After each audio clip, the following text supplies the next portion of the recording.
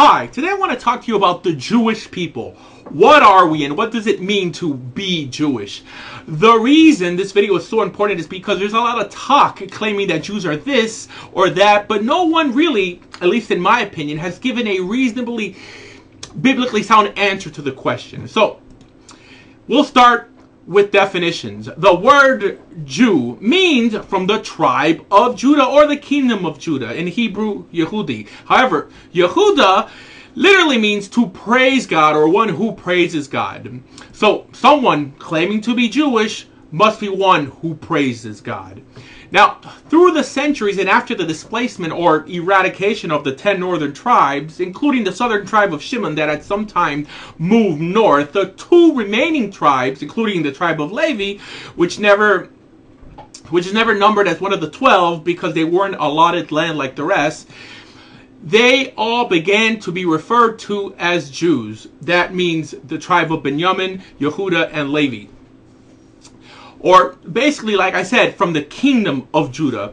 We even see that in the book of Esther, in the Purim story, that Mordecai is called a Jew, even though it clearly states that he's from the tribe of Benjamin.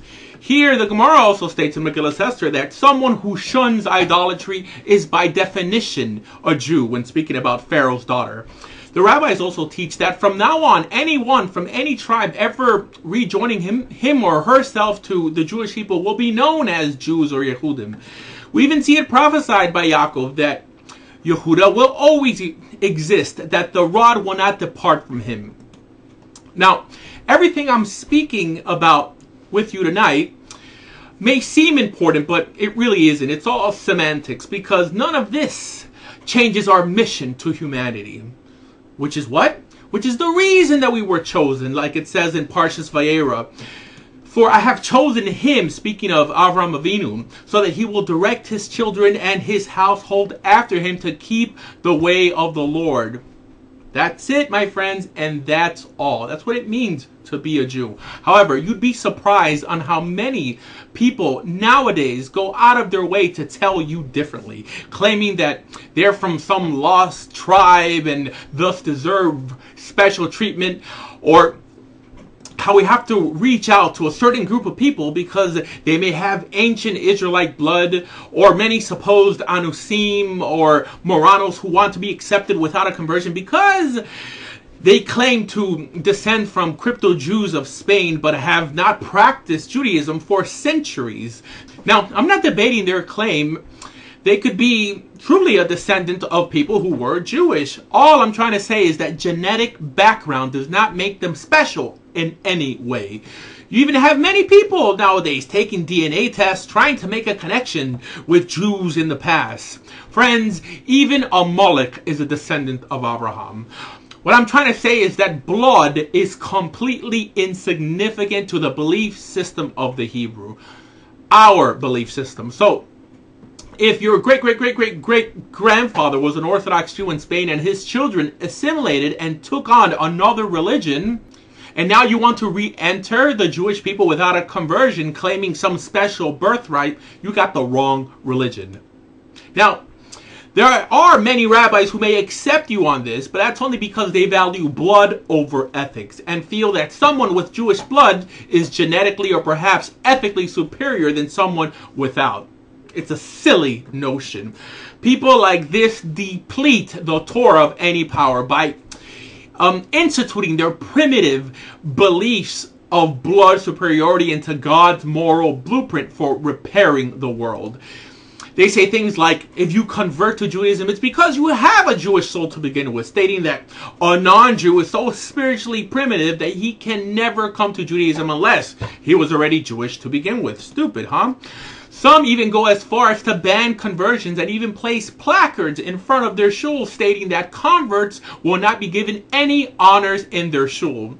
And any of you who follow what I do should know that I teach that it's forbidden to pray in any Syrian synagogue or in any shul where people are discriminated because of their past. So Jews, you must wake up to the fact that there is no biblical source that states that you are better than any other nation and therefore you were chosen, or that you were chosen because you were superior. And if anyone tries to hold that Jews are superior in any way, the very fact that you could convert to Judaism would render that notion null and void. So what solidifies us as Jews, God's chosen, even you could say a people, is only Torah. That's why we even know that the Jews didn't come out of Egypt alone, but with the Erev Rav, with a mixed multitude who also stood on Mount Sinai and received the Torah, because blood is completely insignificant. That's why it says in Parshas Kasisa, then Moses said to him,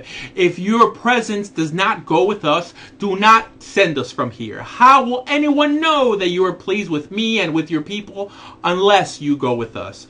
What else will distinguish me and your people from all the peoples on the face of the earth if you don't go with us? So, without God, the Jewish people are no different from any other purposeless people on this planet.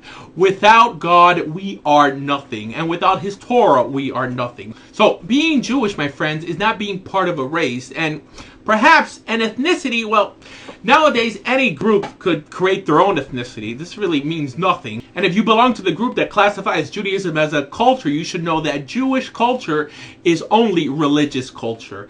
Everything else is artificial, including matzo ball soup. But classifying it as a race is really the defining line of who's a racist or not, because one can't convert into a race. Now, you're probably thinking that I'm barking up the wrong tree here, but you would actually be surprised on how many Jews nowadays consider themselves member of a Jewish race. However, what they don't consider is that there is nothing that separates their ideology from that of an Aryan Nazi. They value blood and you value blood. But the truth be told, that you can't convert to be an Aryan, but you could convert and become a Jew. Which is why I don't understand why we even care, or even why secular Jewish parents are appalled when their children marry non-Jews.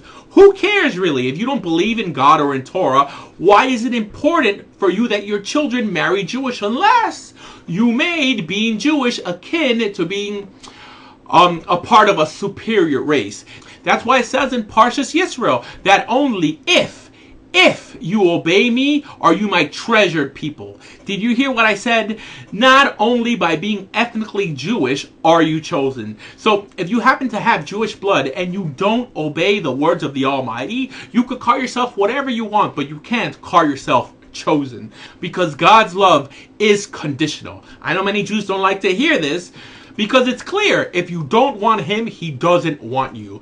So that being said, this really lays down the basis for what is a Jew or being Jewish. So when the Creator calls us to be wholly set apart and unlike other nations, to truly understand what we're supposed to be, you first have to understand how other nations that existed pre-Exodus were, to know what not to be. Friends, back then, citizenship was your religion, and your king was your deity, your God, and conversion was never allowed. You could worship the false god, but you would remain an outsider of that religion or that nation.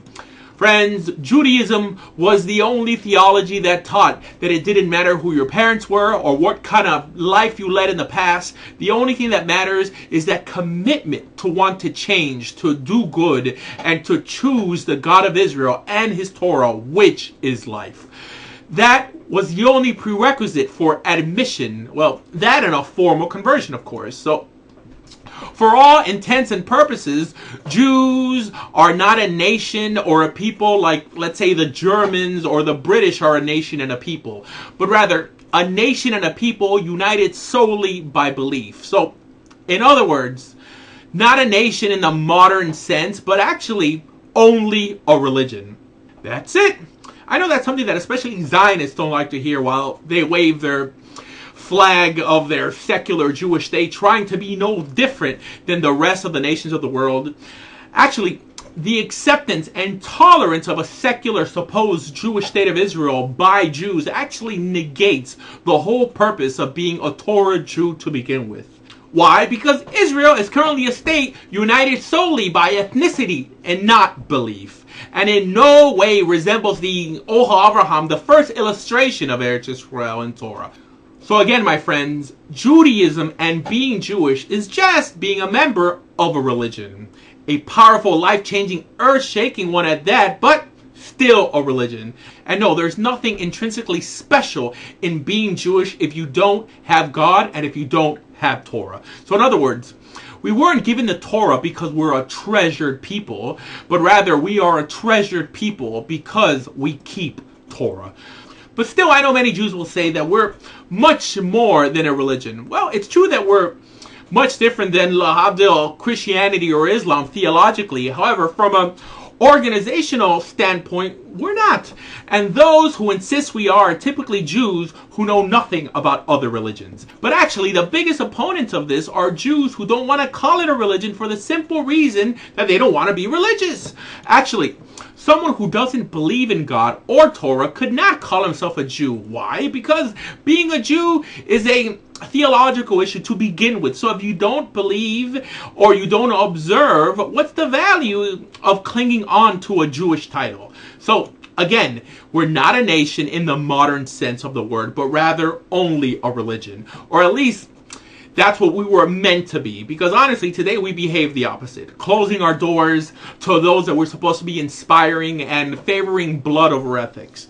Remember, Torah tells us that only if you obey are you special and chosen.